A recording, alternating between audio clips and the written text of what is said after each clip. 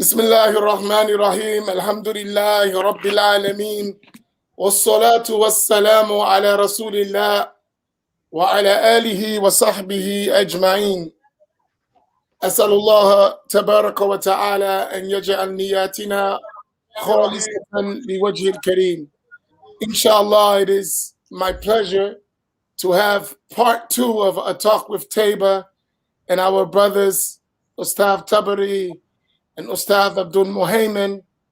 May Allah preserve both of them to talk about the work they're engaged in and things that we left off that we didn't get to finish the last time.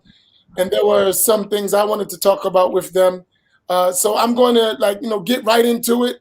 I'm going to let Ustaz Abdul Muhaymin, inshallah, start us off the conversation with some things he wanted to cover. Barakallahu fikum. Go ahead, Sayyidi. Alhamdulillah. Bismillahir Rahmanir Rahim. Alhamdulillah Rabbil Alameen. والصلاة والسلام على رسوله الكريم وعلى آله وصحبه أجمعين. نويت تعلم وتعلم وتذكر وتذكير ونفع والانتفاع والإفادة والاستفادة وحث على تمسك بكتاب الله وسنة رسوله صلى الله عليه وسلم والدعاء إلى الهدى وضلالة على الخير وابتغاء وجه الله ورضاته وقربه وثوابه سبحانه وتعالى. Alhamdulillah. Well, I want to thank you again, Brother Imam, for bringing us back with you again this week. Everybody was very excited about what we talked about last week. They enjoyed it, and we really appreciate the opportunity because what you're doing is important. Like I told you, I've been following you since last year, early part when you first started doing this here, and I've been keeping up with you pretty consistently ever since. So, alhamdulillah, I'm really happy to be a part of what you're working with here. The staff at Tabor is excited about it. They're supporting you, and we want to make sure that everybody knows that this is the way to go. Alhamdulillah. Personally, right quick, I just wanted to share probably a brief outline of some of the things that we have as a curriculum. We have a curriculum map. If I could share the link or either share screen, I think it'd probably be better if I share the link and then your people in the back can share screen and then you can show it to the people from there. But I'll share that with you shortly. Once Ustaz Tabari gets on, I'll share the link with you, then you can put it up. But in terms of just what we're doing at Tabor, right now we're in the process of actually revamping certain portions of the curriculum because as you're aware of, one of the things that we've learned over the years, it started off with Sheikh Rami was actually teaching people who had already had some level of understanding of the religion. They had been studying things, even though they had been without teachers or whatever to a certain degree. They had, been studying different portions of usul and things of that nature there. So he started off teaching people by phone. And quite a few of the brothers over the years have been able to get pretty well into the Maliki track of studying. You have a couple of brothers who've memorized the Risala, and they're working through Siraj al-Salik right now. The original Tabor student, Brother Yusuf Wiley out of California, doing a lot of good work in the community right now. If I'm not mistaken, he actually went through Siraj al-Salik, which is like it's another based on another book, but it's like a mukhtasar to the Mukhtasar Khalil, which in the Maliki school is what rulings are based off of. And, you get Siraj al-Salik down pretty tight, you can pretty much go straight into Khalil, okay? But, so that's, just with that. But one of the things that we notice is a lot of the people having difficulty internalizing the rulings in the different books because we have books from the Maliki, the Shafi, and the Hanafi school. We all know how difficult it is to find a real Hanbali scholar, so that's why we haven't been able to get that yet. But in the course of dealing with that, we've noticed that a lot of people just like dealing with the mutuns, understanding how the different rulings and things work, based on former misunderstandings or misteachings that a lot of people gave them. They have a lot of different ideas about how fiqh and hadith and things of that nature they're supposed to work. So what we're looking to do is we're going to come up with what's called an essentials track, because the courses were actually designed to be like a college-based curriculum, okay? We're designed off of a college-based type curriculum, not that it was, you could say it's college level work, but it's not really that because we know it's from traditional texts. But because we were looking and still looking to get accreditation in the future to be able to award degrees because of the level of study that goes into that. And once people finish, you have a pretty good level. So we're looking to do that. So there's going to be some links. Ustav Lumumba, he's online with us again this evening. He's going to be sharing some stuff with people, some of the books and things that we're doing. I have a couple of them here by my desk. As we get through, I can show a few of them to you and we can go through that. But we just wanted to give people an understanding that as we're moving forward with the curriculum, we're trying to make sure that we're able to reach everyone and keep them at a level that's going to allow them to progress and be able to actually enter into the mutuns and get into all of the different books of usul and things of that nature there and work on it right now. Just like what we're dealing with now, we have a curriculum that goes through the introductory books. Like with the Maliki school right now, we start off with Mukhtasar Akhdari for the fiqh. From that, you go into Ibn Ashir. And from that, once they finish that, those are the fiqh books that we have actually on the curriculum track. Once they finish those and they finish with the track, actually it starts off, we have Islam 99, the book that Ustaz Tabari put together for us, which was our first attempt at reaching the students who were having some difficulty with the core curriculum. Then you have, from that point, Iman 100, which was a book that Sheikh Rami put together a few years ago, which allows for a student to get all of the basics understanding of the Fard Ayn of the Aqidah, okay, surrounding the rulings within the Maliki, not the Maliki, but the Ash'ari school. Okay, as you know, some things interchange between the Maturidiyya, but primarily we teach Ash'ari Aqidah at Tabor. So from that point there, they go from Iman 100. Then it used to be Adab 100, which is actually Ta'alumu Muta'alim, which we have Ustaz Lumumba. He did a commentary to Imam Zarnuji's book, and that's no longer the next book. Now we have a book called Fiqh 100, which is what I talked about last week. Me and Ustaz Lumumba put together, and we did a co-writing on that, which actually gave people understanding about the different books of fiqh and things of that nature there, so they can get a broader understanding of how fiqh actually works and who's a mujtahid, what it means to be a person of ijtihad, who can give rulings, where does fiqh come from, how does it work, so on and so forth. We have some other chapters in there dealing with the hadith of the 79 or the 73 sects and other things of that nature that we know are hot button issues we get a lot of questions about, so we tried to address all of that. So as they were getting into the books of the madahib, it wasn't so much of where does this come from, who did this, how does this come up, the same question that you always get dealing with those issues. And from that point, after you do the Fiqh 100, then you go into the Adab 100, which is how to study Islam. From that point there, you'll go into your fiqh track for whichever the Maliki, the Shafi, or the Hanafi school. The Maliki book will be Akhdari. The Shafi track will be for Risalatul Jamia and Safinatul Najat, both of them in the same book, and we use those. For the Hanafi book is Bidayatul Mubtadi, Tabari. Yes, Bidayatul Mubtadi, which is a book by a group of traditional Hanafi scholars from Asa, which is in the eastern part of Saudi Arabia. Ibrahim Mullah, I believe, was the scholar who traditionally put that matan together. And after they do that, you go into Adab 101, which would be Rights of the Parents. From Adab 101, Rights of the Parents, now you have the opportunity, which is a book by Sheikh Muhammad Maulud, one of the famous Mauritanian scholars. And the book after that is another book that we use of his called Maharimul Lisan, Prohibitions of the Tongue. After the Maharimul Lisan, they finish with those tracks. Then you go back into the adab sections again. We have not the adab sections, but you go back to the fiqh sections again. And then the second level of the fiqh books that we use Ibn Ashir for the Malikis. For the Hanafis, we use the Center Felicity, which was translated and published by Sheikh Faraz Khan. Then we use, for the Shafis, we use Sheikh Musa Furber's book, Accessible Conspectus, I believe that's the one. And with the going into the next level, that's for the last one that he put out. We're using that for the Shafi students who finished with that as well. And from that point, once they finish with those, they move into a book called Ihsan 101. Okay.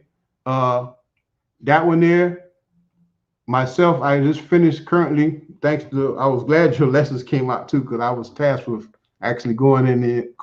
One of the books we use is Imam al-Haddad's Book of Assistance. I was the one tasked with going in there because we had dealing with the one that Mustafa Badawi put out. We had some issues with copyrights because we use CreateSpace or KDP with Amazon Publishing. So I was tasked with going in and giving some commentary and working with the text of Imam al-Haddad.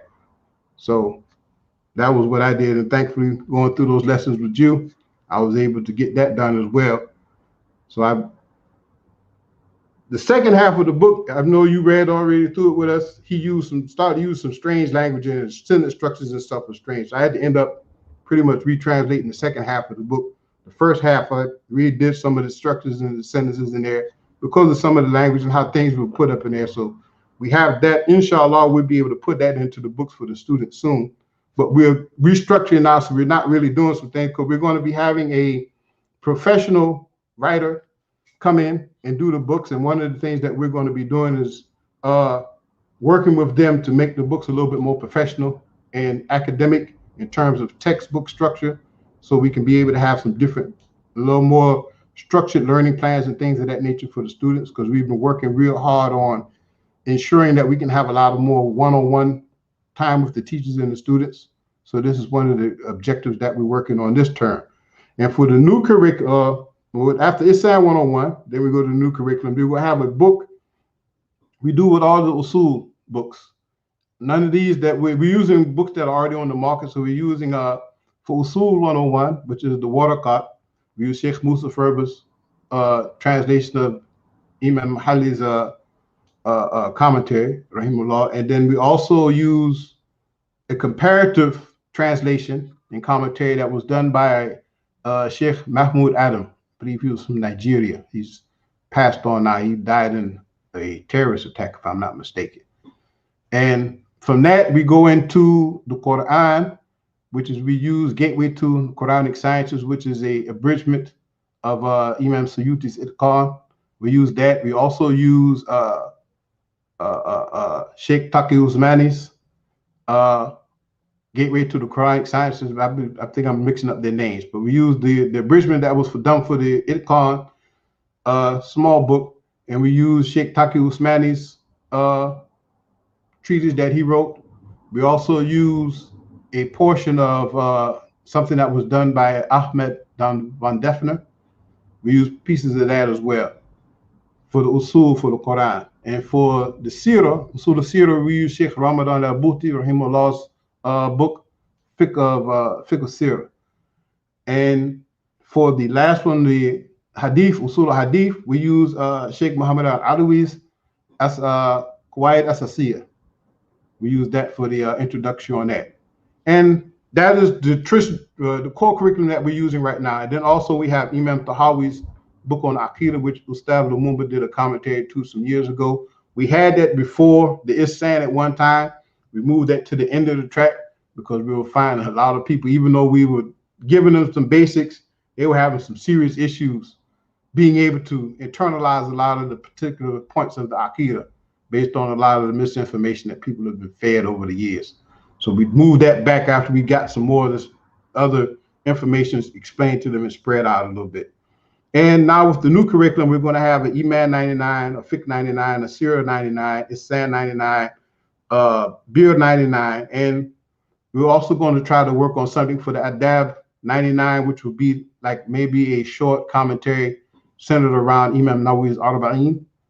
And pretty much that's where we're at with the education, because I know a lot of people always wonder what it is that we're doing, how we're teaching the people. So like I said, we'll talk later. I'll show you some of the books and some of the things that we got. Let Ustaz Tabari get now, inshallah. I want to. Do you have a cover on one of the books? Yeah. Can I see the cover? This is for the Adab 100, How to Study Islam. So within it, this was the original. This got cut down a little bit because it's a little bit intimidating. I think it was like almost 400 pages after everything was put in there. So what you have your syllabus in there. You have tests for them to do this, some multiple choices, some other exam types of things they'll do too. Have the actual text with some commentary to it. And there were some notes in this particular one. You have some notes from Tabor students. A lot of the Abdul was still in some of the earlier books, because early in the program was centered around hifz. But Sheikh Rami was doing it with less students than what we have now. So, and you know, dealing with some of the issues with hifz and people getting ijazah while they're in prison, you know, that can bring up some issues sometimes. But at the same time, it's still available for students, but they have to be showing that they're serious, developing a relationship, and inshallah, Sheikh Rami will work with them later on down that line if they want to be tested for their hifz and be able to receive license for the books as well. I'm going to come to a question back to you on the curriculum. It's going to get a little spicy. Y'all know me. It's not a good conversation if we don't put no spice in it. So I got to put some spice, right? I'm doing that. Don't worry. Go ahead, Tabari, Sayyidi, inshallah. Assalamu alaikum wa rahmatullahi wa barakatuhu. Bismillah, alhamdulillah, wassalatu wassalamu ala rasulillah wa ala alihi wa sahbihi wa man wala. You know, I mean, Abdul Muhaymin pretty much like summed it up. I'll probably just like, you know, the easiest way for me to explain everything that he just said is to use the last couple of days when you were giving explaining methodology. You were explaining methodology. You were explaining, how students have to study. And it's exactly like you said. No matter where you go in the Muslim world, this is how you study the Deen. We have pretty much the same exact curriculum that you've been talking about for the last couple of days. All right. We wrote the book, Islam 99, which is the very beginning book. Matter of fact, I got it right here. All right. Introduction to Islam. Okay. It's probably 200. It's maybe 210 pages long. And it's a summary of the hadith of Jibril alayhi salam. Okay. So that's how we set it up. We set it up as hadith of Jibril alayhi salam. In the hadith, he explained what is Iman, he explained what is Islam, and he explained what is Ihsan, and he also explained what is Al-Sa'a. So that is the outline of the book. We explain very quickly what is Iman, so that a person who just took his Shahada, or like you said a few days ago, he could have been Muslim for 20 or 30 years, but if he never was formally introduced to how to study Islam, the book is for him or her. Okay. And that's where we start. And then we begin to expand. So we start with that. We teach them Iman, the basis of Iman, the basics of Islam, the basics of Ihsan, and then the basics of Al-Sa'a. And then we give them a little bit of Sirah. Right, we give them an outline of the seerah of the Messenger of Allah sallallahu alaihi wasallam. We give them an outline of some of the women scholars of Islam. We give them an outline of it's just basic. So somebody could pick up that one book, and they can get a general introduction to what we're going to go into in a very heavy later on. So we start with Islam 99. After a person passes that, okay, now we can formally approach Aqidah. But it's something very basic, like Aqidatul Awam. It's very basic. We took some stuff from the Risala of Ibn Abi Zayd. We took it's about 8 different books that we took something from, but it's very, very basic. Iman 100.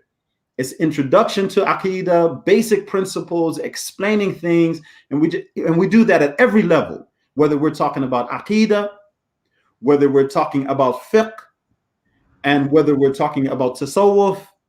And we keep building. Every semester, they get something new, and they have to pass that before they go to the next level. So they start with Islam 99, they take the test, they pass that. Okay, now we're going to introduce you to Aqidah, formal Aqidah, because when you can use Islam 99 to learn your Salah, you can use Islam 99 to know what you are responsible as far as your belief is concerned. You can use it. So when you pair it with Islam 100, I'm sorry, Iman 100, you're just getting more. You're getting built more and more and more. So, that's really what I want the listeners to understand. That's really what I want them to understand. I want them to understand that when you look at our curriculum, it's looking at the same exact outline that Imam, Amin gave a few days ago to this audience, explaining the hadith of Jibril alayhi salam, and then you start building up. You start building up. As you learn this topic, then you include another topic, and then you learn another topic, and then you learn another topic. And alhamdulillah, like we've had, alhamdulillah, we had amazing success. There's no organization that's not going to have some level of struggle. But we consistently have thousands of students who are enrolled in the program. And the next goal is to, how to plug them in when they come home, how to take that knowledge. Now you've been in that controlled environment, you've had a chance to learn. Now, what are you going to do with it when you come home? And that's what we have to be thinking about, how to facilitate all of that. And that's pretty much all I wanted to say. All right, now I'm gonna put a little spice in this, right? No, seriously. I talked earlier today about Ahl Sunnati wal Jama'ah and organizations, right? And a lot of times we find there are going to be several things I'm going to add to this, but I'll start with one. When you're talking about the knowledge, you said this is the same knowledge, this is the same methodology. We're trying to get people to understand a certain thing. How do you get that message out while still maintaining your organization, but not letting the organization overshadow the knowledge? That's a question.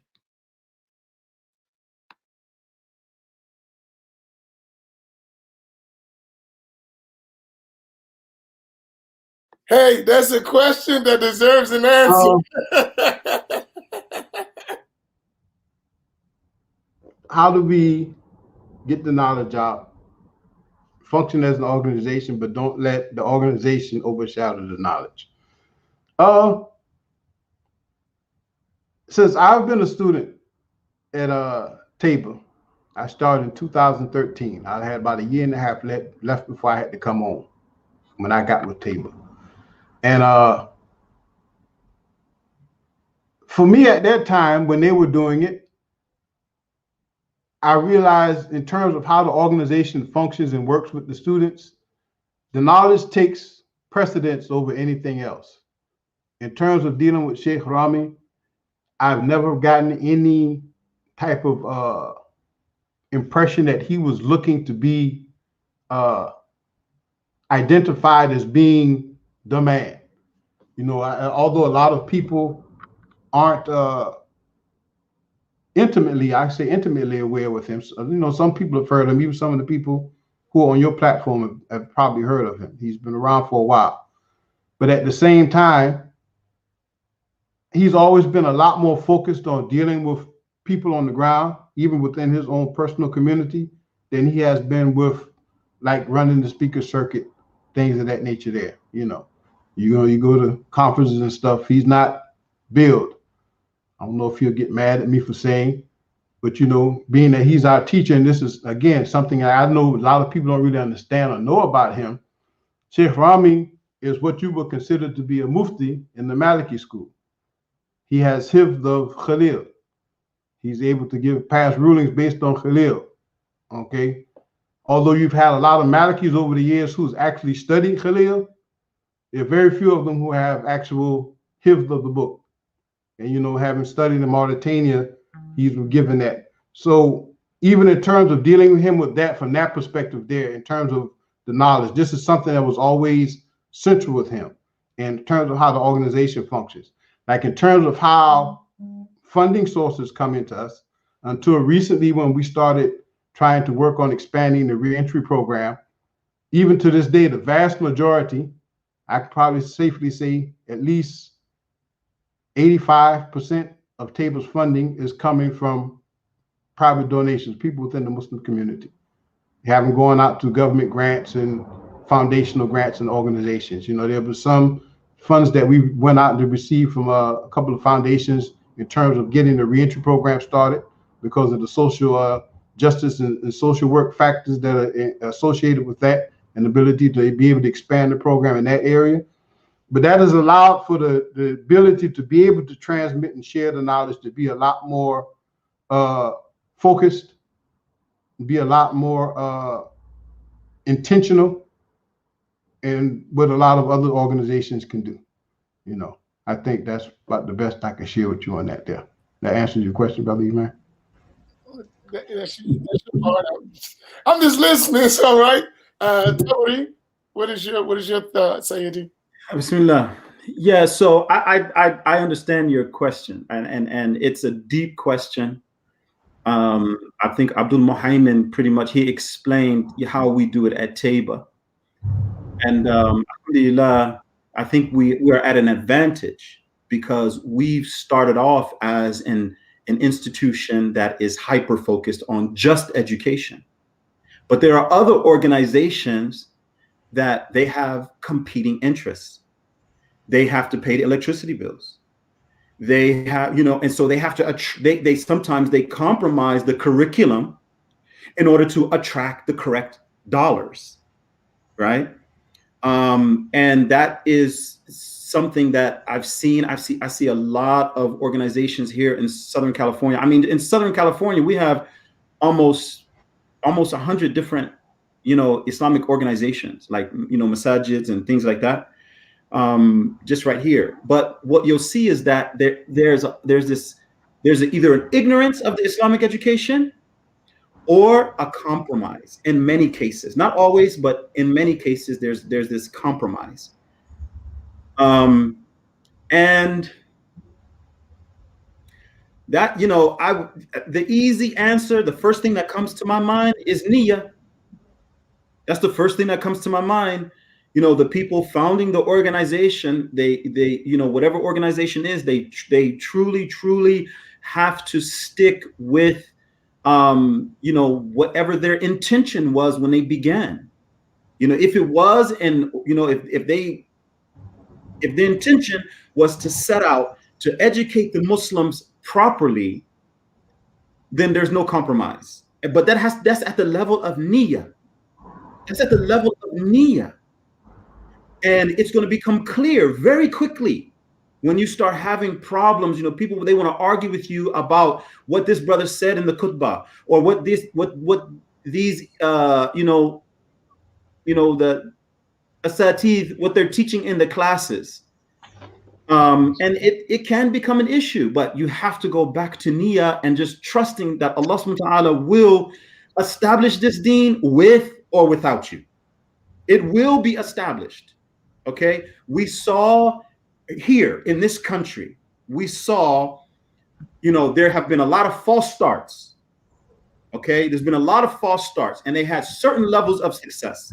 And the slowest start has been the Ahlul Sunnah wa Jama'ah start. It's been the slowest, right? So we've had, you know, the Moorish Science Temple start. We had the Nation of Islam start. We had other ones, you know, but for real, we're still at ground zero. We're still at start. So we have to realize that the blessing is, you know, that the help is going to come from Allah. It is not going to come from the people. I think this is part of what I was trying to say last week. What I was trying to say last week is that as Muslims, we have to be akhirah centered. We have to be akhirah centered. Someone asked a question about, you know, starting, you know, having a black leadership, you know, bringing all of the different organizations together under one organization. That's beautiful. Okay, but that's at the social level or at the political level.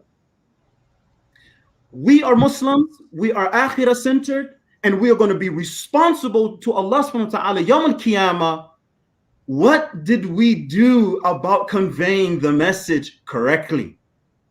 And you won't be able to say the atmosphere was not conducive for telling the truth. No one's going to be able to get away with that. So we're back at Nia. We're back at Nia. Like, what was your Nia when you started that? What does your Nia need to be as you're going forward? And I don't think there's any way of getting around that. I don't think there's any way of compromising it. And if so, then I think that what you'll see is, it'll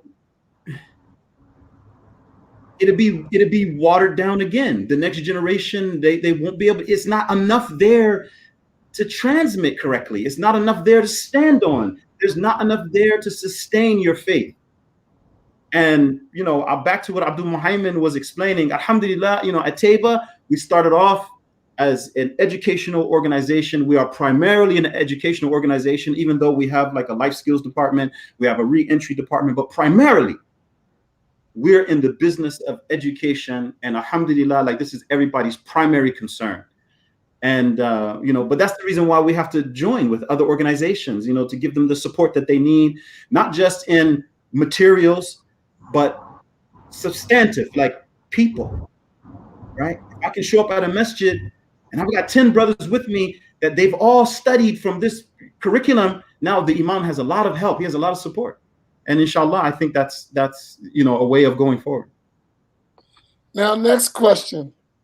This is going to be a good conversation. I feel it. Something that I admire. We talked about last week about all of us, where we came from, and y'all talked about your stories. But now we see transformation. And through your working with Tayba, you went from one state to another state. Is the state what we see? And I asked y'all this off screen, but I'm going to ask you on screen. Is it real or are you just faces? That's number one.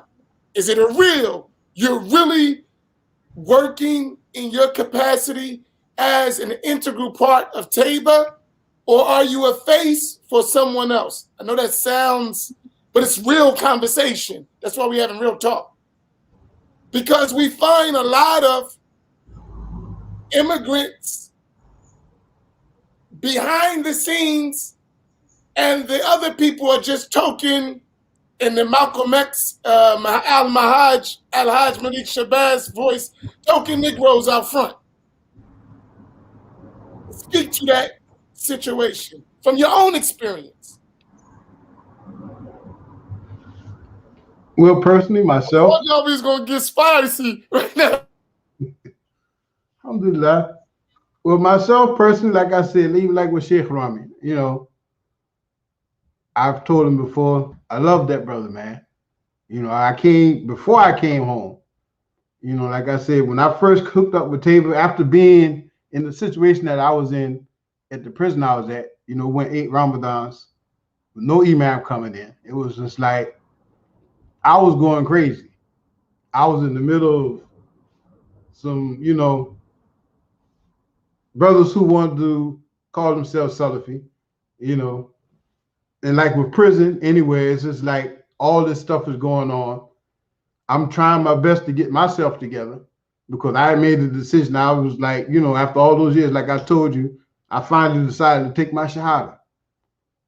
So it was, for me, it was like that defining moment, because it was like, if I don't get this right, I already know what I'm gonna do.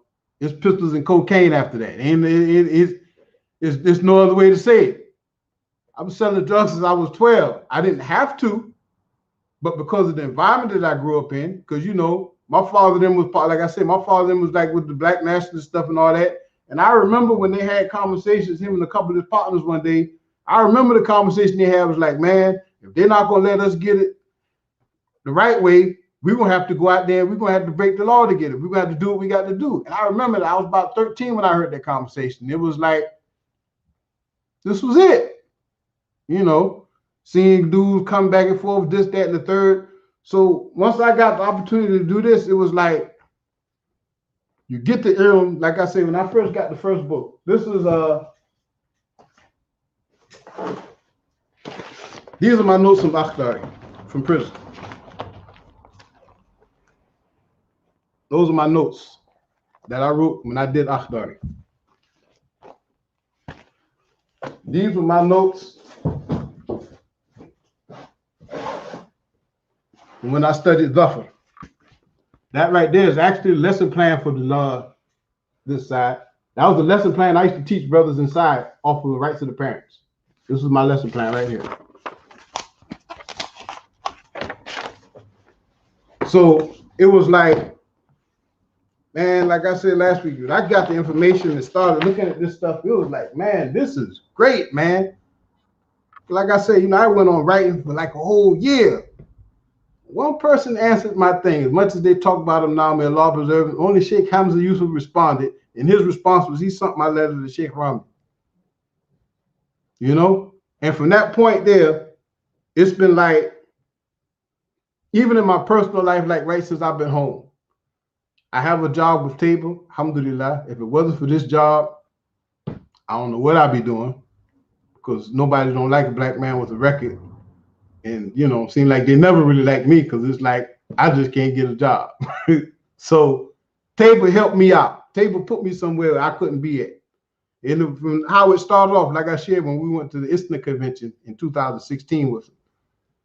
But in between all of that and outside all of that, it's like,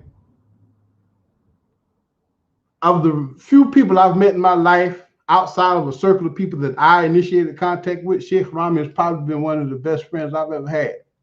Even in terms of a teacher-student relationship, he doesn't even really like to look at it in that dynamic. It's more or less like he's giving you the tools and he's going to push you to go out and do what you got to do. And from that point there, he's like, the father with the kid on the bike, and you take the training wheels off and he push you out there and he let you go. That's Sheikh Rami. It's like hands off. Even in terms of how the organization works, like I said, with myself, I've already, you can pretty much say, written, commentated on, and pretty much retranslated one book. Me and Lumumba wrote another. Tabari wrote Run. He wrote Run first few months after he's been home. He wasn't even home a year yet. Brother Lumumba, he wrote two of them. We're working on myself. I'm going to be doing a revision of Akhdari, and Lumumba's working on a revision of Ibn Ashur, because we use other people's books. And one of the things we're trying to do with Tabor is we're trying to have all of our own commentary to all of the different texts. In terms of facilitating learning, I've been connected with scholars since I've been with them. So I've had the chance to learn. I'm continuing to learn. I'm going through the Muwatta right now with Sheikh Hamza Maqbool. I'm going through Jawhar Tawheed with Sheikh Jihad right now. Going through the Khulasa with him. You talked about that the other day. So, it's like studying and learning is still going on. And it's like, even in terms of dealing with Sheikh Rami, it's like, you'll talk to him, your work chats and stuff, we connect with him. But it's like, even in terms of when the organization is working as a whole, it's like when he comes into the meetings, it's like, although everybody's going to give him his respect and defer to him, it's like, hey, man, what did y'all decide? Oh, that's what y'all, go with it. He's going to give his feedback. He's going to help you understand some things when it comes down to points of flick or whatever that he may want to see, give you his vision. But other than that, it's just like, do what you do. This is about us. It's not about me. And like I was sharing with you earlier, it's like, because again, how many people have ever went to a conference and heard him speak? Maybe one or two over the years, but on a consistent, ongoing basis. He's not part of that circuit. That's something that he doesn't even want to be a part of.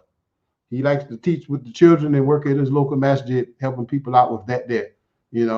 That's where he's mostly giving a lot of his energy outside of the energy that he gives the table.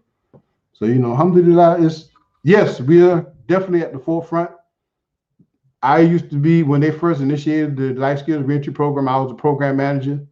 For myself, I'm a little bit too involved sometimes in helping people work out their problems. And with the way type of person I am, it brings me down too much. Although I still work with the reentry and I help out and I do coaching and stuff. Brother Tabari took the lead on that, and he's working with it. Life Skills was given to another young man from out of the community that they have there in California. You know, he's a sociology major, so they allowed him to work with the life skills program and developing that out some more than what we initially started off doing. So, you know, it's pretty much, yeah, we got a voice, and we're encouraged to have one.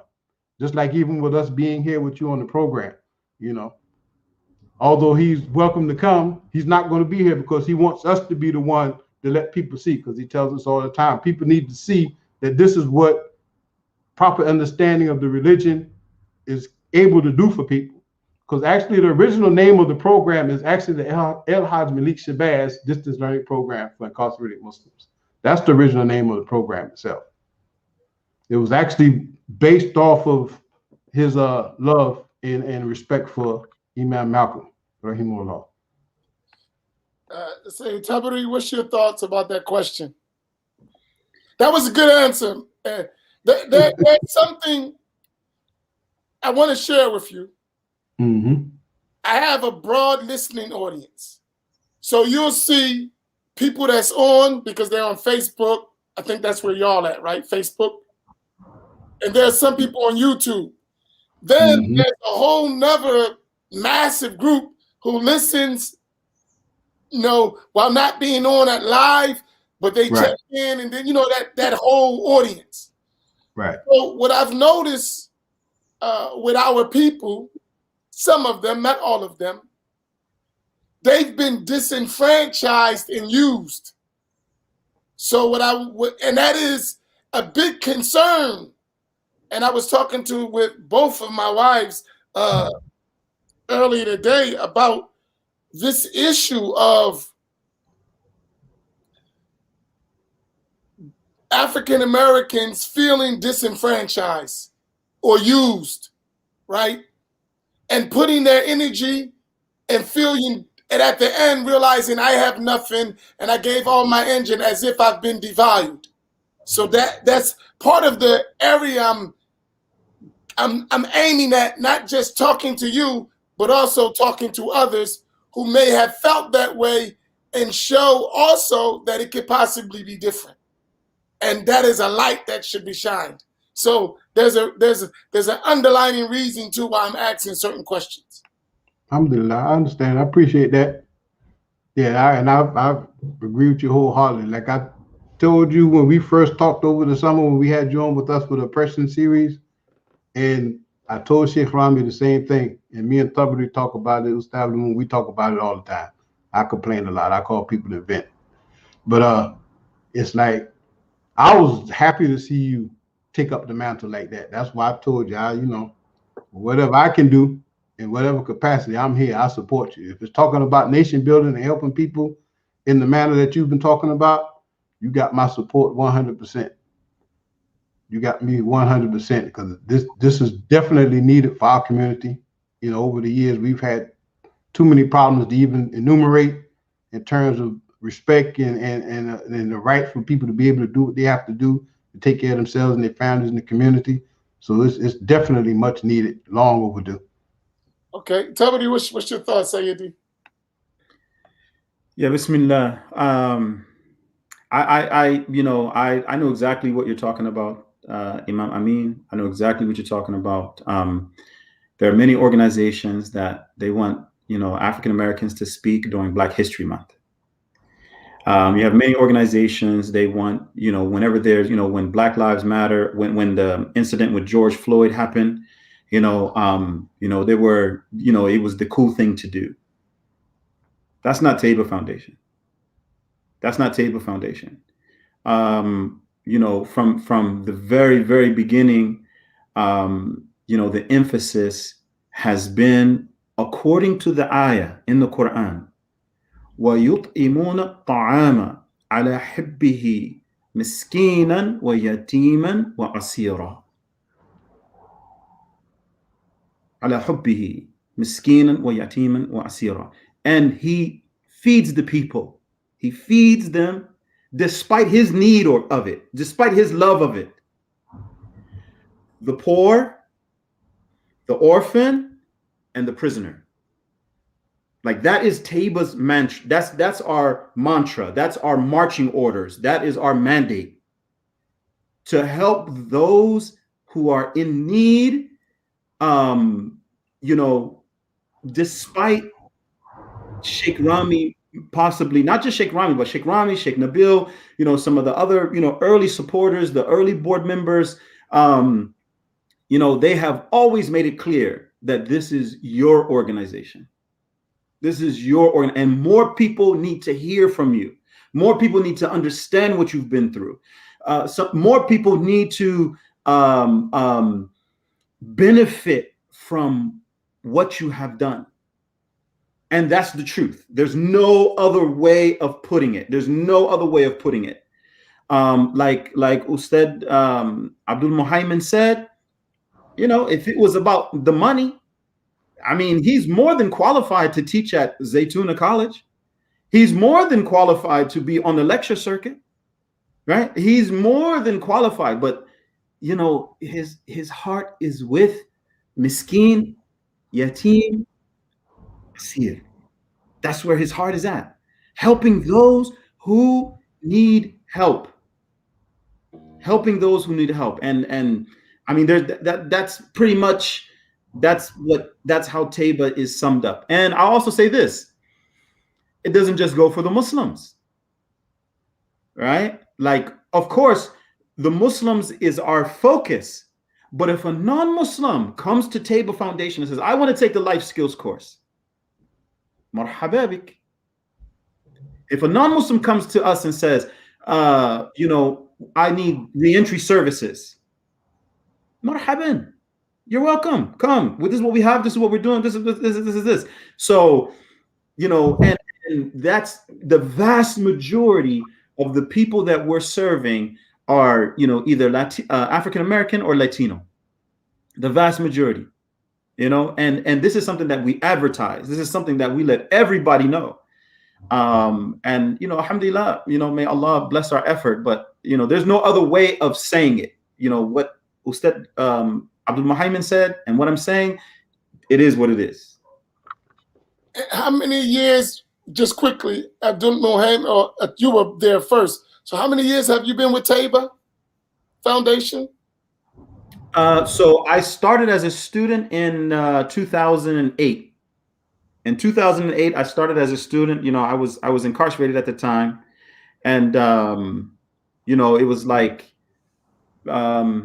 you know, I really didn't have like an intention of like working for Tayba. Like that wasn't my intention. It just happened like that. But once again, this goes back to niyyah. You know, my niyyah was to always be engaged in, you know, ta'aleem, you know, like teaching and learning, you know, the Islamic teaching and learning, like that has always been my thing. So Allah facilitated it for me. You know, when I came home, you know, I had a variety of jobs. I was home for probably about 5 or 6 months.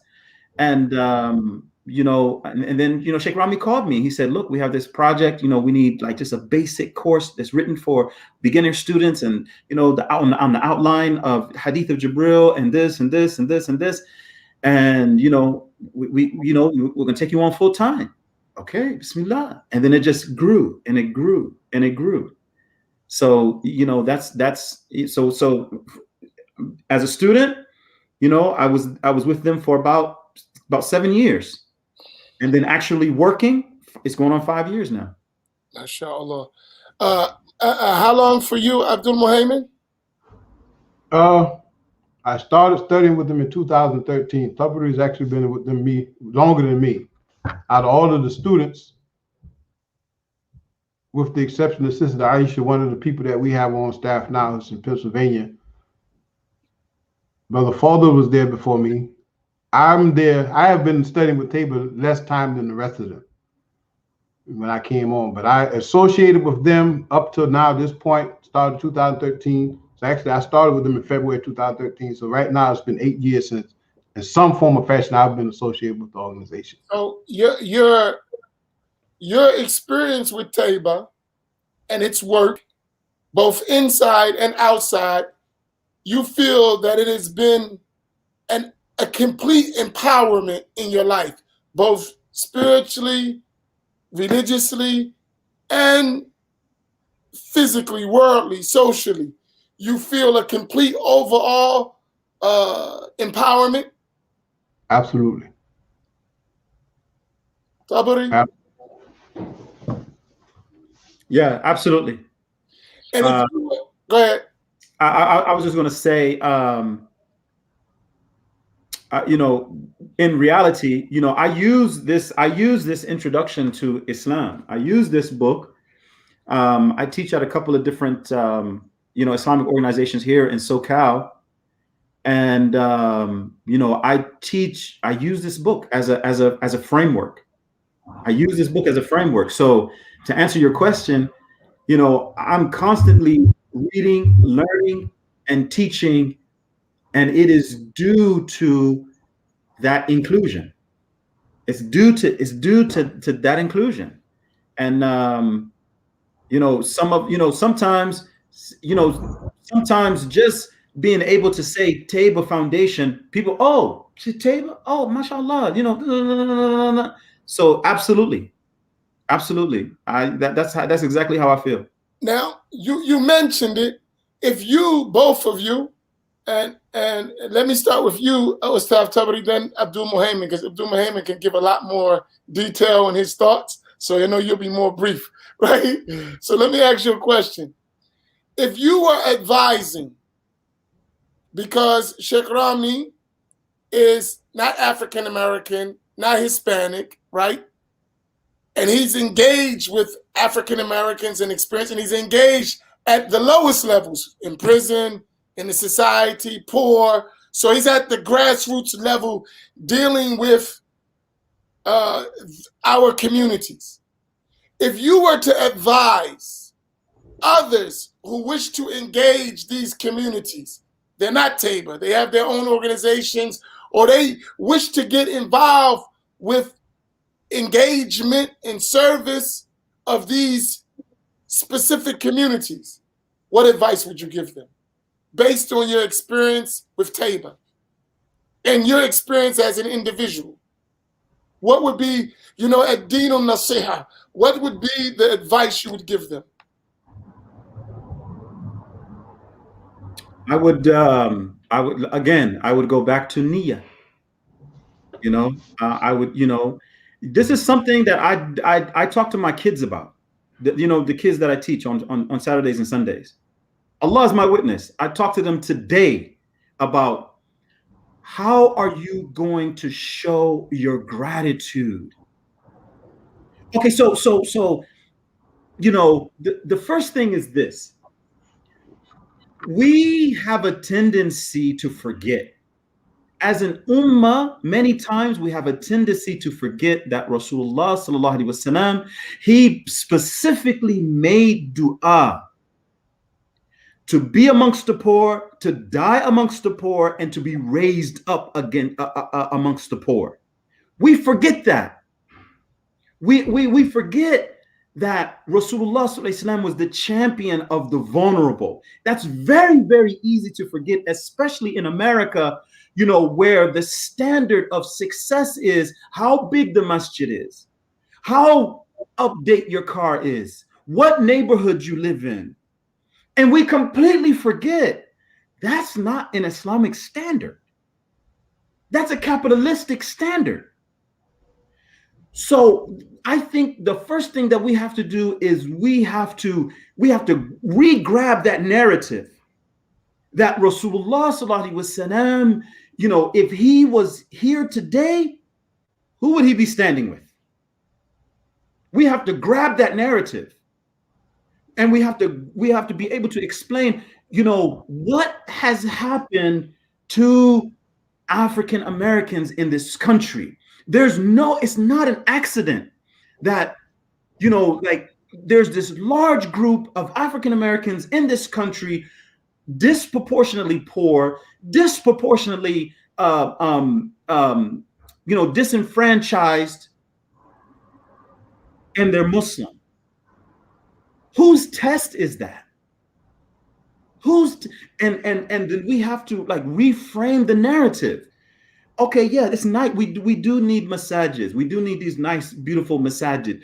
But what if you just gave What if you built it a little bit less shinier and gave 250,000 to that masjid over there in South Central? Now, you know, I will say, you know, that and this is just, you know, just keeping it real and telling the truth. You know, there has been some progress in that area here in SoCal before George Floyd. Before George Floyd, I know, you know, Imam Jihad, you know, Imam Jihad, you know, he has begun to get more assistance, more help, you know, from, you know, the different communities to help build up Islah LA, you know. And I mean, you know, of course, it's not perfect. It's not everything that he needs, but it's, you know, I've been to some of the, you know, the fundraisers. I've been to some of the support meetings. I've been in some of those conversations. And so that's what I would say. That's what I would do. Like, we have to reframe the narrative. Who was Rasulullah Islam commanded to sit with? He was commanded to sit with the Ahlul Sufa. Who did he pray to, you know, to live with, you know, to die amongst and to be raised amongst? It was the poor, right? Okay, so who are the poor? Like, we have to grab that narrative. We have to reteach that narrative. We have to re-explain that narrative, all in the vein of, how do you show gratitude to Allah subhanahu wa ta'ala for the ni'mah that you have of being in this country, of benefiting from the civil rights movement, you know, from benefiting from the blood, sweat, and tears of, you know, the African Americans. You know, they did the work, they laid the foundation. How do you show your gratitude? I think, you know, and that's what I try to do, even with my children, you know, the children that I teach, mostly high schoolers or beginning college. I'm always talking to them about this. Like, what are you going to do? Okay, you're going to be an engineer. You're going to be a doctor. You're going to be a lawyer. What are you going to do for Allah? All right? What are you going to do for Allah subhanahu wa ta'ala? And then I remind them, who are the most vulnerable? Who are the most vulnerable? I think that's where we have to start. All right. Alhamdulillah. Along the same lines of what Ustaz Tabari just talked about, myself personally, I might be a little bit more intense for some people. So, you know, like you said, all in line with what he's saying. But for one thing, a lot of the individuals, organizations, people that we've been dealing with over the years, in terms of relationship with the African American Muslim community in general, that we're talking specific that we're talking about, is that, as we know, there's been a lack of respect in being able to acknowledge not just the need to be able to support our efforts to be self-sustaining and grow, but also there's been a certain level of contempt that has been produced against a lot of our people for whatever reason. You know, not going to say everybody's racist. Some people are just ignorant and don't know no better. You know, some people are just self-serving and ignorant. So whatever they do just comes across as very dismissive toward you. It's not so much as racist, it's just that they don't care about you.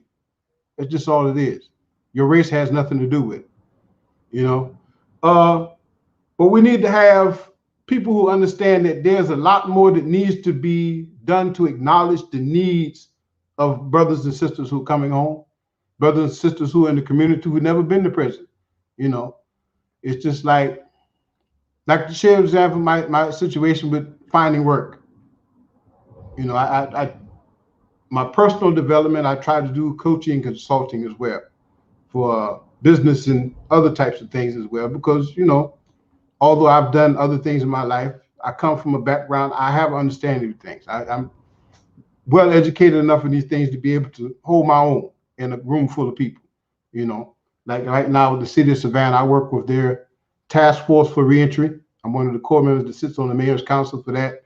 I'm also sitting on the mayor's task force overseeing review of police services for use of force and things of that nature there. A lot of stuff that they've done after the situation with George Floyd and with the new administration we have here in Savannah. But at the end of the day, nobody still won't give me a job for whatever reason. You know, I'm qualified enough to sit there and get your ear, and you come to me and call me and ask me for feedback and advice and things of that nature there. But at the end of the day, you can't give me a job, or you won't work with me in terms of being able to support my efforts and what I'm trying to do to be self-sufficient.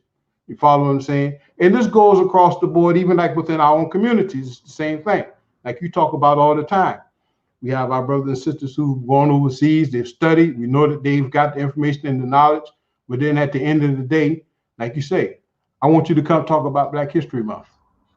Or I want you to come talk about Bilal, you know, or some other thing that, although it's valuable information, it's important, it's relevant, it's not something that's going to actually move the ball forward. Because when I finish talking about Bilal, or I finish talking about some elements of Black History Month, some historical facts and oddities of Black History Month, you know, what have I done to improve myself and my people? Nothing. You know, if I came or you come to me to do something and my situation is no better than it was before I came to you, after I've done whatever it is that you come to me to do, what purpose did I serve outside of, you know, making you feel good about helping somebody? You know, we're not going to be derogatory thing, but just that's just the nature of what I'm talking about right there. So I think we really need to get people to understand that we need to have a very intentional change of mentality and respect that's being given towards us. And again, you know, from where we come from, if you don't want to respect me, stay out of my way. You know, don't put obstacles in my path to keep me from doing what I need to do for myself and my people. Get out of the way. I think that's about much as I'm gonna leave on that right there. Question from the attendees, inshallah, from our brothers and sisters that attend. I find that this is Shaykhuna Tanweer.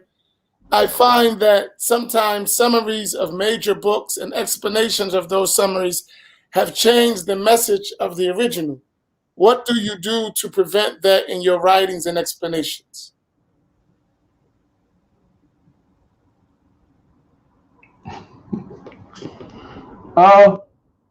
In terms of that, again, we are very adamant about it being staying in accordance with the tradition of Ahl Sunnah. And as far as the commentaries and the explanations that we give to our books, everything is based off traditional texts. You know, we don't play those games. We got a Stammer Danny for the Risala. It's Imam Sawi's commentary on the Jawhara. Hey, put that book up. Put that book back down. No, I'm joking. You know, I'm messing with you. Okay? Ibn Ashir, this is Imam Mayada's Shar Zahir. This is his lesser commentary on the Ibn Ashir. You know, other books, it's like we're going to stick to the text. The context is going to stay within the realm of not just prison context, because that's who we're primarily dealing with. So a lot of the books going to have things that center around prison context. But again, being that Sheikh Rami is a mufti within the Maliki school, when we have those particular issues that need to be looked at and addressed from that perspective, he's going to give us the information that we need.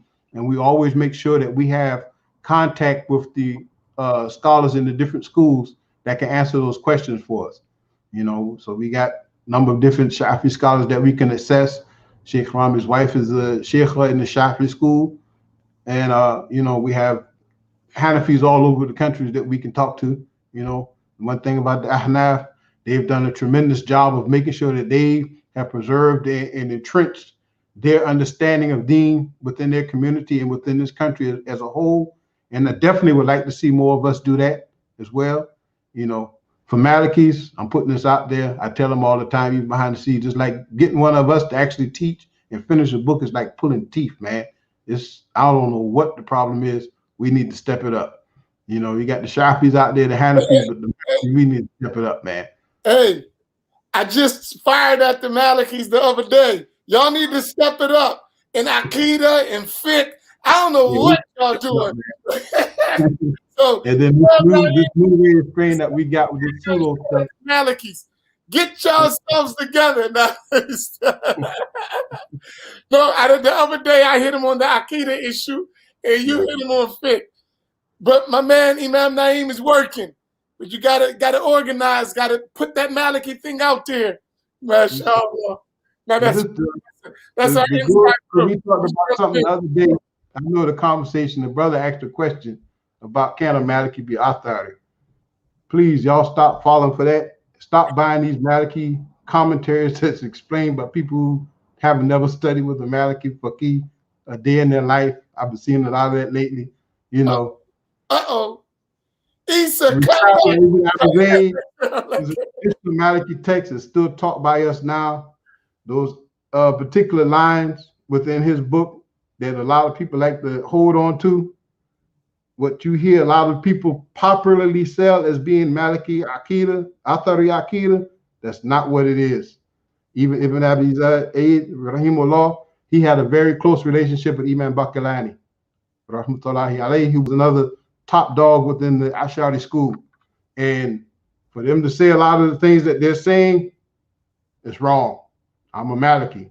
Stop taking information from people who, just because they read a book and attach Maliki to the end of their name, that's not what it is. Malikis, ever since the advent of the Ash'ari school and the situation that they had historically with some people who went a little bit too far with the issues in Tafweed and other things of that nature there, ever since the Ash'ari school has been solidified, Malikis have always been Ash'ari, traditionally, period.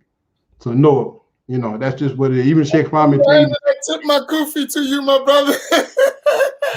Rami tell you the same thing. That's just not what it is. A Maliki is not going to teach you from Kashful Shubahat. We may tell you what's wrong with it, but we're not going to teach you nothing from Usul al-Thalath and none of those books there, man. Period. I'm just happy. Hey, you know this is a family program too, so we got all of us in here. So you know, we stand for Ahl Sunnah, and we do punch each other a little bit sometimes. MashaAllah. That's why I told you we keep talking. More going to start speaking out, and that's going to be a good thing. That's not a bad thing. That the more we talk, the more we explain, the more things are going to become clear. And we need that. If we're going to have an established way, it can't be just one voice. We got to speak as al-jama'ah. That's how we have to speak. If it's one person, la. Al-sunnah wal-jama'ah. And that means something. Jamhur al-ummah. That means something. It's not no, it's the majority of the Muslim nation are the same. And that is important. But Tabari, if you want to, where was, man, you got me just so excited. Abdul Muhaymin. I think I'm coming to your madrasa. You might make me want to be Maliki now. I'm so happy. No, mashallah. Go ahead, Tabari. Okay, bismillah. I would answer Tanwir Sahib. You know, the reason why that happens is because the author is injecting himself into the project. So that's one of the things that we try to stay far away from. We try to stay far away from injecting ourselves, how we understand what the author is saying. If you have an isnad, you know, you're going to understand from your teacher who understood from his teacher, who understood from his teacher, who understood from his teacher, who understood from his teacher, back to the author, what he meant when he wrote those lines. The only thing that you might have to do is make it applicable to the situation as it is today, right? But don't put yourself in there and twist what the intent of the author was. And you do that by doing exactly what Imam Amin said. The book has to be famous and relied upon. It has to be famous and relied upon. When you're writing the commentary, you're going to other famous books, other relied upon books to help your reader to understand what maybe it's not clear in the way that particular author wrote it. And so you need the brothers who, in our case, we need brothers who are incarcerated, who, you know, there may be a passage in there about wells, right? There may be a passage in there about, you know, well water. How much well water can be polluted before you have to take all of the water out of the well? Well, it's there in the fiqh text. We don't want to change it. We don't want to take it out, but we have to make that relevant to their environment.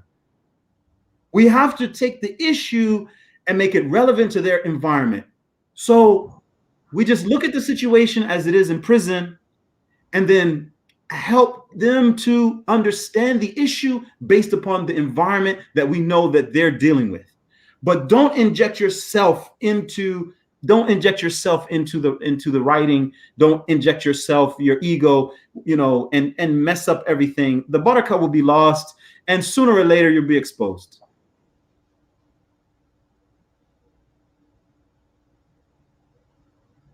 Imam Malik Robinson, how well does the students of Tayba Foundation do once they are released from incarcerations as far as maintaining their Islam and adjusting back into the society?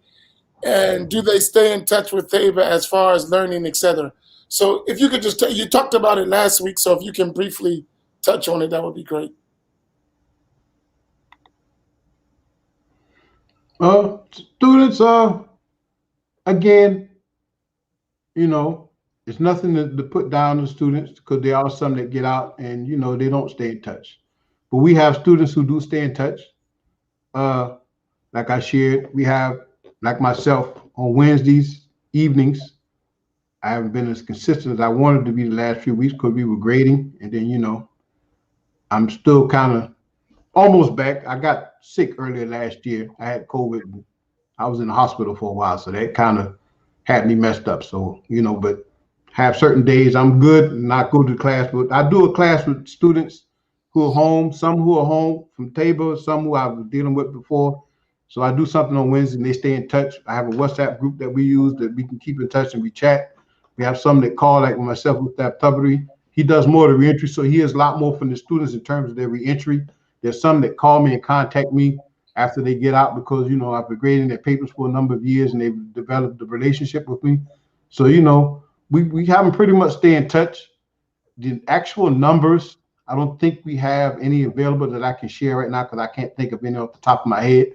But overall, we would definitely like to see more students stay in touch. The ones who do stay in touch with us, they do well. You know, you've had one or two issues with some people may have gotten some sidetracked a little bit or whatever, or fallen off and gotten out of touch with us. But, you know, oftentimes they get back in touch with us after a period of time, explain what happened, you know, and we do as much as we can to assist them. So it's just, for the ones who stay in touch, it's been good. You know, the ones who don't, we hope that they can get in touch with us. And, you know, we're there for them.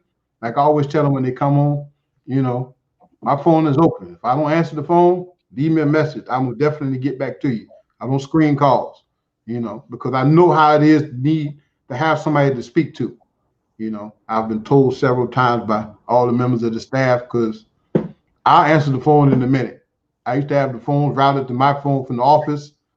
Now they gave me a cell phone to work with so people can call, and they told me, hey, you got to put the phone down certain days of the week because, you know, the phone ring, I'm going to answer it because I know somebody needs help.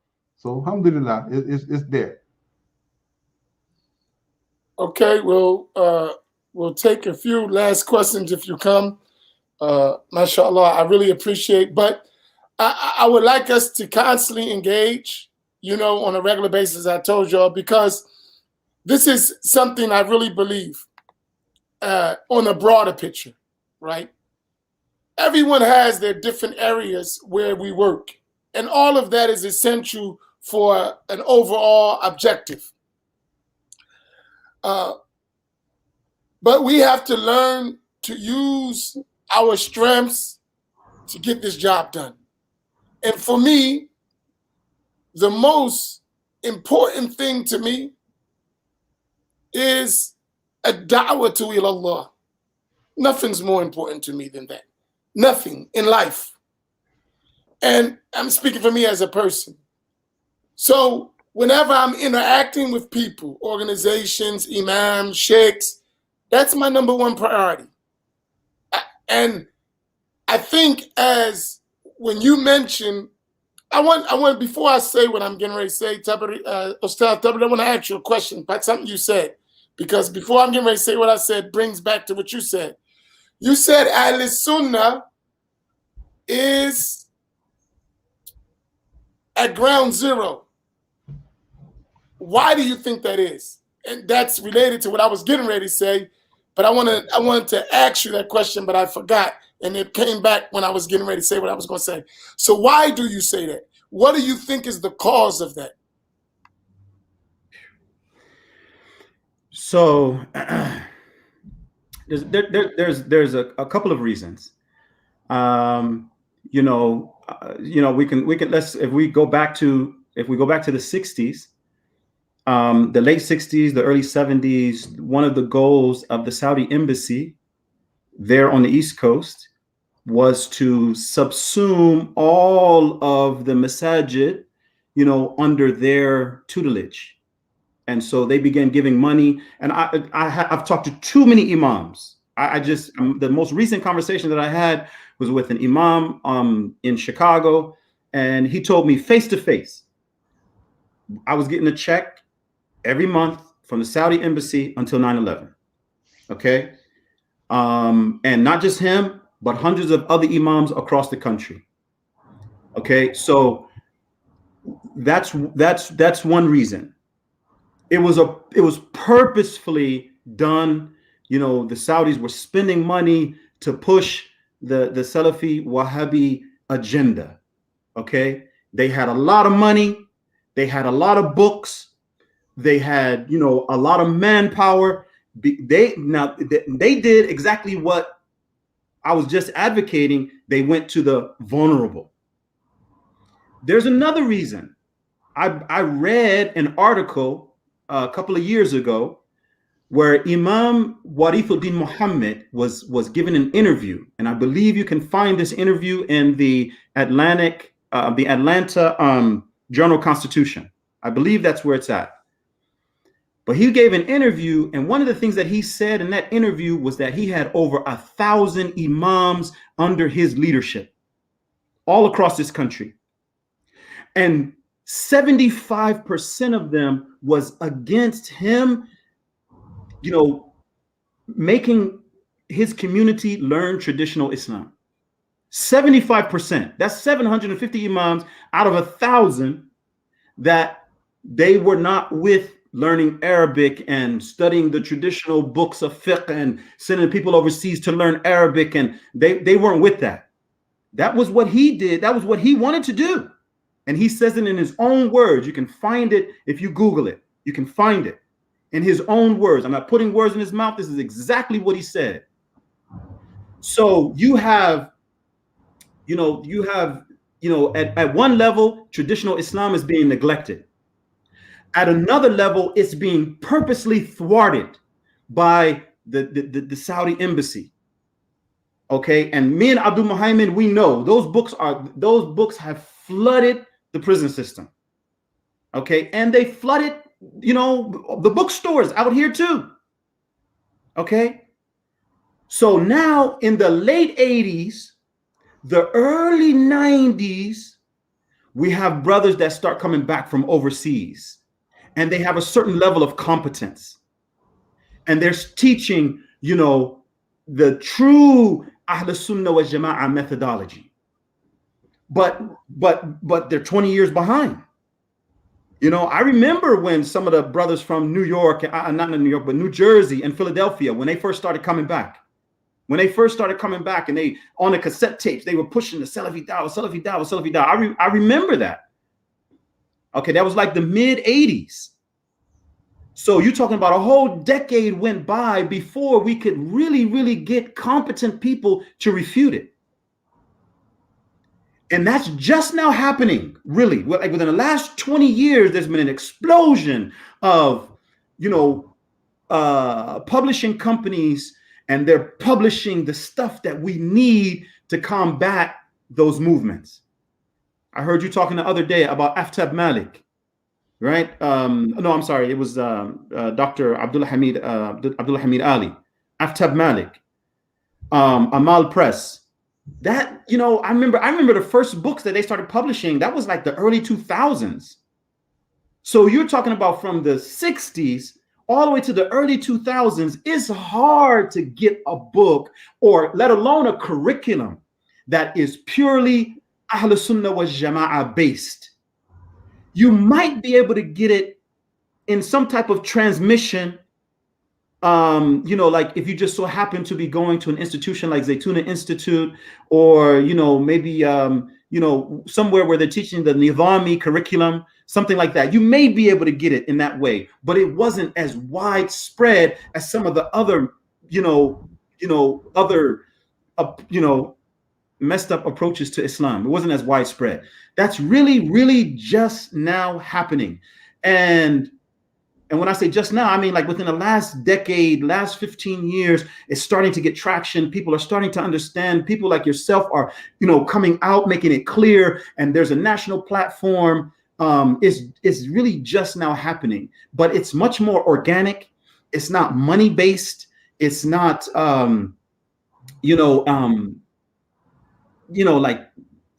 I'm not even going to say that, but, you know, it's much more organic, and it's spreading. I believe that it's spreading the way that it needs to spread. And alhamdulillah, you know, that's what I understand. That's what I mean by the Ahl Sunnah wal Jama'ah is like really, really just, and I'm only talking about in the American context. I'm talking about in America. In America, of course, Ahl Sunnah wal Jama'ah is established, you know, but I'm saying in America, the scholars, the institutions, the books, the bookstores, that's just now happening.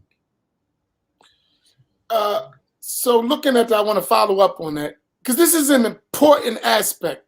Abdul Muhaymin, do you want to throw anything into that before I ask the follow-up question to him about that? No, I'll go with that. Okay. Go with that. I don't have too much to say about that. That's going to be different. So what do you think, in addition to what is already being done, there needs to be extra emphasis on besides what is already forming organically? If we could, you know, put a little step in our pep in our step, what would some items you think we need to add collectively, right? Collectively as Ahl Sunnati wal Jama'ah,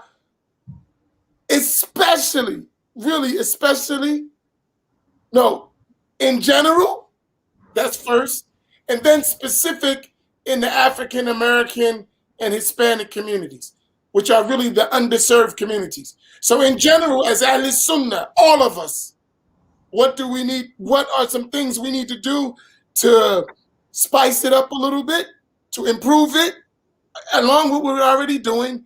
And then specific within these underserved communities of the African American and Hispanic communities.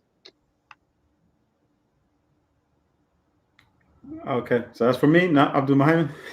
Okay. I'll follow up. You gotta use all that big education you got to set it out. I think that we have to do exactly what the other, Muslims have done throughout history. You know, what there was a love for Allah and His Messenger in those communities. You know, like alhamdulillah, we have that. We have a lot of people, they don't really know Islam. They don't know the rulings of this. They don't know the rulings of that. They're not going to remember all the books that we just mentioned at the beginning of this program. But it cannot be denied that these people love Allah and His Messenger. Cannot be denied. The next step is we have to take the most valuable resources, our children, the smartest of our children, and prep them and train them to be masters of the Islamic sciences. masters of the Islamic sciences, and it has to and it has to be so much respect that goes into it. It has to be respect, like, no, okay, no, whoever has the highest IQ, he's going to be the alim of this family. He is going to be the one that we are all going to support so that he gets what he needs, because he's going to save us and he's going to save 1,000 people like us. I think that's the first thing. I think that is what's missing right now. We prep our kids to go to school to become engineers, to be doctors, to be lawyers. And the last one, if nobody's kind of bored or whatever, we say, why don't you go memorize the Quran? The smartest one has to take the lead, the one who has the most drive, the one who has the most insight, the one who is going to carry out the responsibility. He has to be honored. He has to be educated. He has to be prepared to be a master of the Islamic sciences. I think that's ground zero. That it has to happen, and it has to happen in every Muslim family. Every Muslim family has to have someone who is being prepped to study the deen. And I'm not just talking. Allah is my witness. I am not just talking. I had, I have a 17-year-old daughter who is in Egypt right now. She started studying the Islamic sciences when she was about 16. She went through, this Dars Nidami curriculum. And when she got to, a little certain level, and she asked if she could go overseas with her sister, of course, I'm afraid for her. She's 16, just barely touching 17. I'm afraid for her. But I'm putting my trust in Allah subhanahu wa ta'ala. Allah subhanahu wa ta'ala knows what my intention is. We bought that ticket and we sent her over there. And right now she's studying, with a teacher who is preparing her to enter into Azhar. And when she calls me, she says, Abby, I need money for this. I need money for this. I'll delay my rent to make sure that she gets what she wants, to get what she needs, because it's going to pay off in the long run. And that is the advice that I would give to every parent. You need to have someone that you are investing in, someone you are preparing, someone that you are raising to take this Islam in America to the next level. And there has never been success in any society. I don't care if you look at Malaysia, if you look at Indonesia, you look at Spain, you look at Mali. There was a sacrifice. No, you got to go away. You got to study 10, 20 years and then come back and help us. And that is what led to, establishing a scholarly class in that society. We have to do the same thing.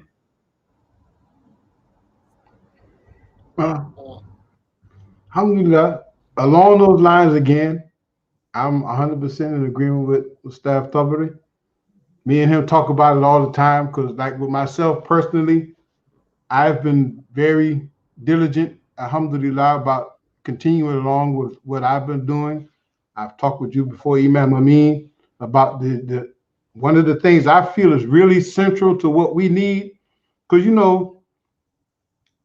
our community in general has gotten into this seminar, workshop, conference type learning thing, and although it's beneficial to be able to give a person a good boost, a good moral boost as they're moving along, connect with people across the country and things of that nature, the learning needs to really be a lot more centralized and focused than what we have become accustomed to. Okay, people say the thing about online learning. I'm not against it, because I have to utilize this. What I've only been able to utilize since I've been home. Get on a Zoom, do whatever, like some stuff, like even with Seekers. But me personally, I believe our success is rooted in being connected to the Senate, to all of these different books that we need to get into the hands of the people. Reading a book and moving on, and however we do it these days, it's not enough. We really need to start getting into these chains and being connected, because in terms of this, like what we talked about before, with the respect that we have not been getting from people is centered around the fact that we're not rooted in the tradition. You know, if we want to comment on the religion, you know, study it, master it, and then at the end of the day, be able to transmit it and move that information on to the next person or to the next level. You know, it's not enough just to be able to sit there, and as important as it is, you know, you teach the basics of wudu and things of that nature there, but at the end of the day, we don't produce anything. Like in general within the Muslim community as a whole. Another thing is that we really have to really start internalizing the fact that as indigenous people in this country, you know, this thing about American fiqh, all that, I'm not really with a lot of that because that's like code language for do whatever the hell you want to do these days. I'm not with that. You know, the fiqh doesn't need to be re-examined. The fiqh needs to be properly explained within the context of where we're living at, you know, and that's different than what these slogans that we hear nowadays are really pushing for. That's like with the arguments that people made with fiqh Qaliat and all that stuff back in the day. No, miss me with that. We have to be serious about dawah. That's what we're here for. You're talking about going back. Some people say they want to make hijrah and go over here. What happened to the reality of the fact that Islam has to take root in this country? It has to take root, not just by Muslims being here, because even in that, Muslims are not really dealing with the society in the manner that they're supposed to. We have to take root in this country, just like all of the different scholars and people that we read about and we imagine those eras that they come from. They took root in those areas that they were at. They opened up madrasas, just like what the Ahnaf are doing in this country. They're opening up all of these Darul Ulums across the country. Everywhere you go, any reasonable sized city that you go into, you have a group of people from the Indian and Pakistani communities, Bangladeshi communities. They have Darul Ulums that they establish, and they're teaching their people and they're helping people to understand the deen. And we have to do the same thing.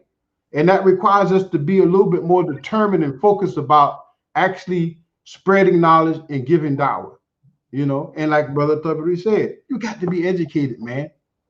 This deen is about education and moving people up more forward and building people up.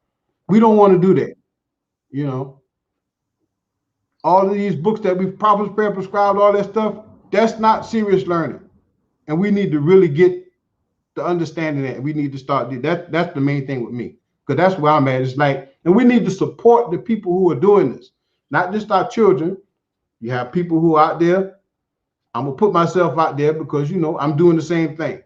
If it wasn't for Sheikh Rami and the attachment I had to Tabor, you know, some of the people and the connections I've been able to make to be able to study, I wouldn't have, you know. But if I went overseas to go study right now and go post up somewhere and try to learn, man, look here, it's gonna be rough because I don't have nobody to support me like we should have. Like Ustad Dr. Ali, Abdul Ali, you had on the other day, he was talking about the support he had from his community, despite the problems he had with them later on down the line. It was somebody there to support them, to help them make that step. And we don't have that. We really need to take that serious. You know, it's not nobody else's job to help us do what we need to do for ourselves. We really have to start taking that seriously. Hey, I got a question from Canada.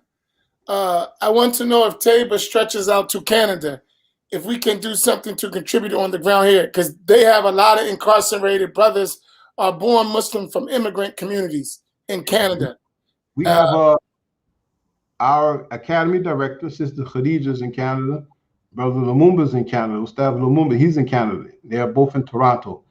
We have another admin support, and she does grading as well, works with the sisters. Sister Kelly, she's in the, I think it's Newfoundland section of Canada, a little further ahead. She's an hour ahead of us in the time zone, so she's close to the Maine, somewhere up in that area. I'm not sure the actual area where she's at, but yeah, we have. And at one time, I believe we were in the process of working with some people who are working within the prison systems there.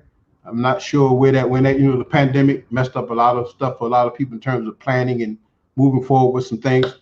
So inshallah, yes, I'm quite sure something will work out. Brother Murad, you know, reach out to Ustad Lumumba on Facebook, and he can start the conversation with you there, you know, and we definitely can see what we can move forward, or, you know, send a message to the info at Tayba. You know, I monitor that email, and I'll be able to get that to whoever needs it. I share it with the team, and we can make sure we can get on that and see how we can be able to start working with some people on that as well, inshallah.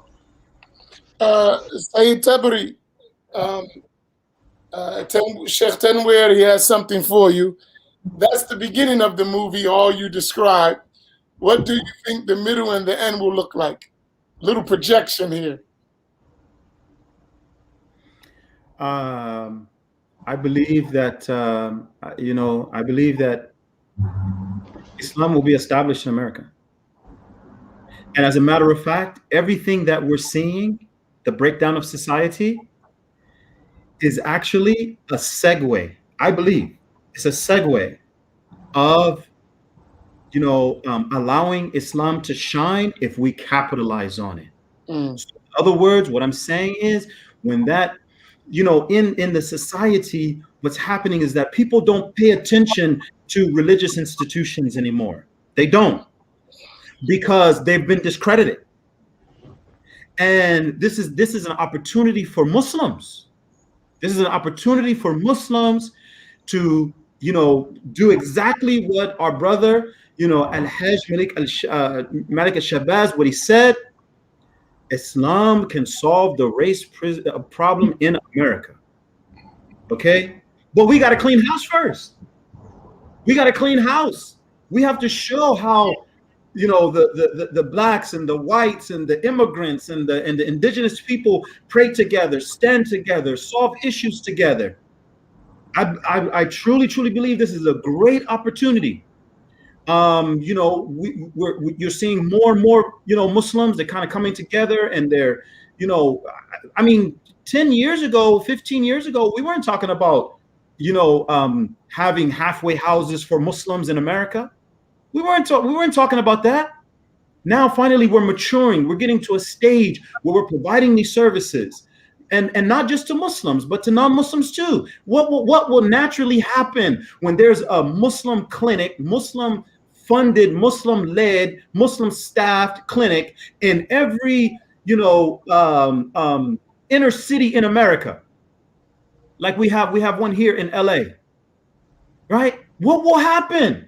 The people will say, man, I don't know what you're talking about, man, but those Muslims over there, they got that clinic over there. Oh, those Muslims over there, they got that soup kitchen. Those Muslims over there, no, they helped me with X, Y, and Z. Those Muslims over there, right? Like, Islam will be established. Everybody has to do their part. Now, so far, we've only been talking about at the scholarly level, you know, because we are akhirah centered. So we need people that, you know, they're grounded in the deen. You know, they have a certain level of mastery of this deen. They, you know, they took time to purify themselves, and they can give us sound guidance, you know, in dealing with this. But we also need the artists. You know, we need architects. We also need, you know, people who make clothes, people who make bags, we need the whole thing. I do believe that we're on our way there. We just need more people like Imam Amin, clarifying the route, clarifying, you know, moving the obstacles out of the way, letting people, placing in people's mind, just like Rasulullah Islam did. You know, he would talk to his companions about what was coming, what they had the potential to do, Like when he told Suraqah bin Malik, Suraqah was trying to kill him, radiallahu anhu. He was trying to kill him, and he told him, you know, Suraqah, how will you be when you're wearing the bracelets of Kisra? How will you be when you're wearing the bracelets of the Persian king? He planted in his mind's eye something that would take 20 years to manifest. And he did it over and over and over and over again. We have to do the same exact thing. We got to be talking to our kids like, no, you know, it's going to be established. This is going to happen, but you got to do your part. And if you don't do your part, then your kids are going to suffer. Your grandkids are going to suffer. if you don't do your part, you know? So I truly believe that we're making progress, and there's going to be arguments, there's going to be falling out. I mean, that's al-sa'a, that's the time that we're living in. You have to understand the time that you're living in. It's going to be that. But if you look collectively at what Rasulullah sallallahu alaihi wasallam said, you know, end of time, all of the fitna that we're experiencing, he already said it. Okay, it's going to be there. Get over it. You still got to work. But there's going to be a certain level of success too. Before this thing is over, there's going to be some success. Who is going to plant the seeds, lay the foundation for that success? And I believe a lot of us, alhamdulillah, that's what we're doing. Inshallah, unfortunately, we got to bring this to an end. I'm way over time, and I'm sorry for anyone who we didn't get to your question, but this stuff is enjoyable, but it has a cost when we go offline. You said 1 hour. So I gotta bring this to a close. Inshallah, hopefully this is not the last. We're going to continue to try to work together, and there'll be plenty times. But do y'all have your info at, come on, where's this? Brother Lumo has some stuff he's going to share with us in the chat. Put it up so they know how to reach y'all. And I shared the curriculum map. If it's possible, you can. Yes, it happens that. Can you get that up, Leslie, somehow quick? The curriculum map, or I don't know. They put it in the private chat, but I don't know how long it would take you to do that, or is it possible quickly? Is that Google Drive thing there? Is it possible? Bring that up. My future sheikh is not an easy guy to deal with. Sheikh Idrus requires all of his tulab to kiss hands and make sure he's all right. So she might not be able to get to it. No. You is that? They can open it'll open up. They open it'll open up. That's fine. That's the link to it. Whoever has the link can open it up. Okay. So the link is it up, or is it in the? Could you put that in the? Oh, she placed it. Mm-hmm. Or Brother Lumumba shared it right there. Yeah. Other than that, it's just like, I'm at your service, man. I mean, listen, we'll just keep working. I mean, there's a lot of things we're going to do, because what I believe for us, honestly, we have to take charge. Let me put it how my wife said, if I don't screw this up. She said to me last night or this morning, one of those, I don't remember. It all blends. It's all one day. She said, how did she say it? We need to be inclusive, not exclusive. Is that right? She's sleeping. See, I'm already drunk. She said you need to be inclusive, not exclusive. Meaning we bring people in, but it ain't like it got to be about you. So it's not exclusively about you. It's including you and everyone who has the same common objective, that we include everybody, we work together, but it's not exclusive to any given person or group or organization. We share our resources as Ahl Sunnati wal Jama'ah, and each one of us strengthen one another. Absolutely. Because when it becomes exclusive, it will become a point where it's about the organization and not about Ahl Sunnah, then we're going to compete, right? Sure. It becomes about organizations, everybody's going to be competing with each other. If it becomes about Ahl Sunnah and how can we all work together to further our religion by the methodology of Ahl Sunnah, Islam through the methodology of Ahl Sunnah, and what resources do we have to build that up? And then we can include different organizations who have their fields of expertise that works for the whole.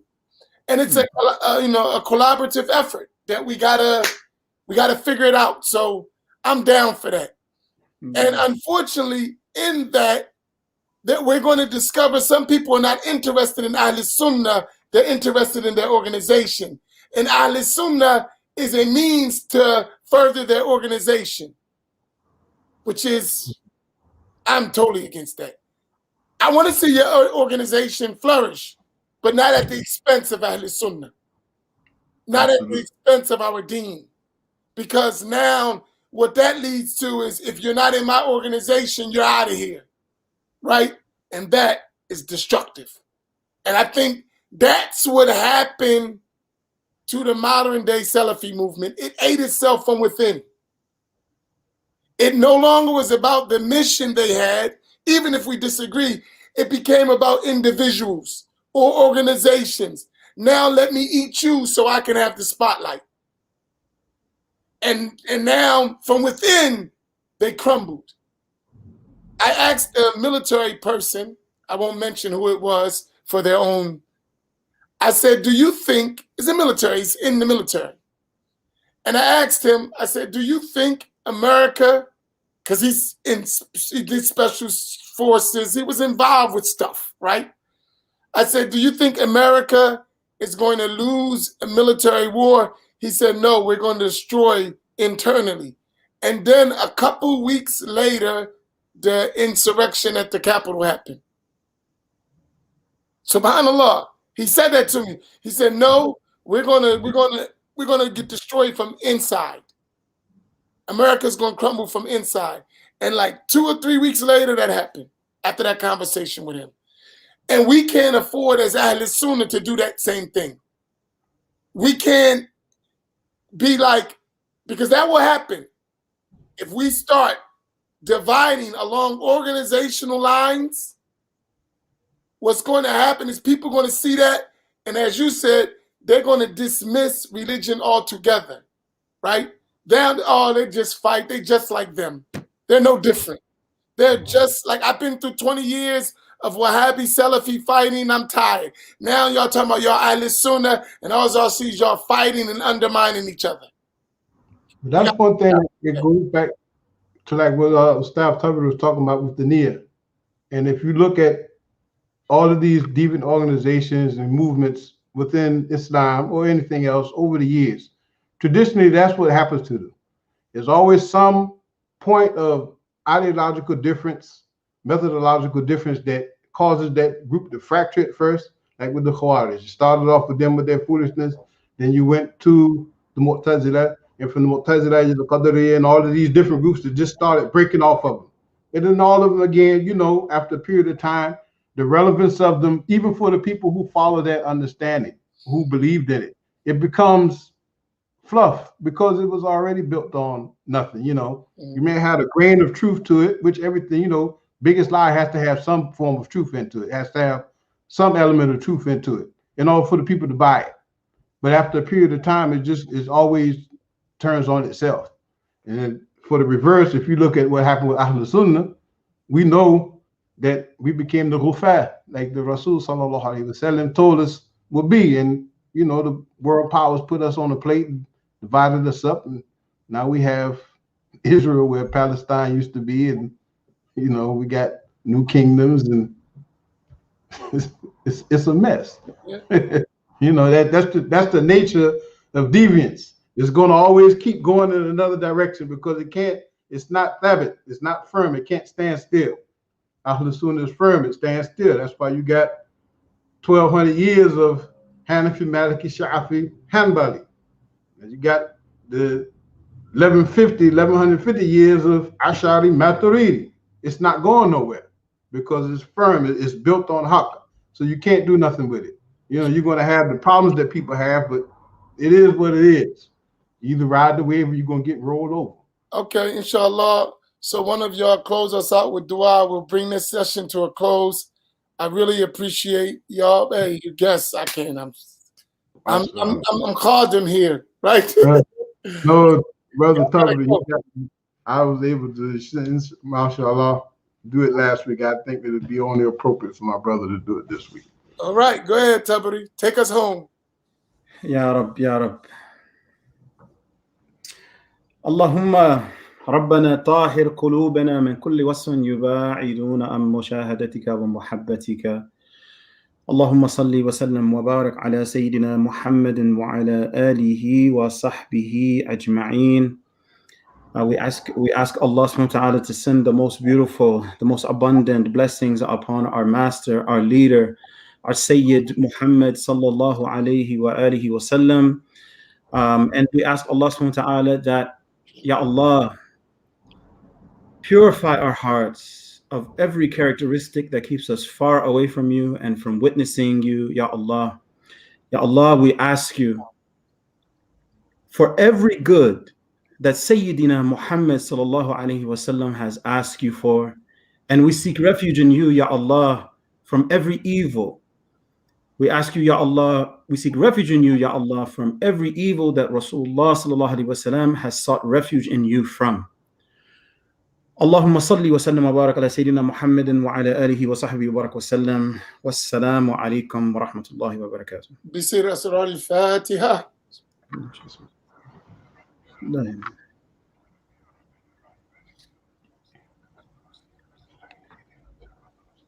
بارك الله فيكم جزاكم الله خيرا. السلام عليكم ورحمة الله تعالى وبركاته. We'll see you tomorrow 6:30 for Mukhtasar Ihya Ulum al-Din and for continuing Ashar Aqidah Tahawiyah by Imam Sirajuddin Umar al-Ghaznawi rahimahullah ta'ala. بارك الله فيكم. السلام عليكم ورحمة الله.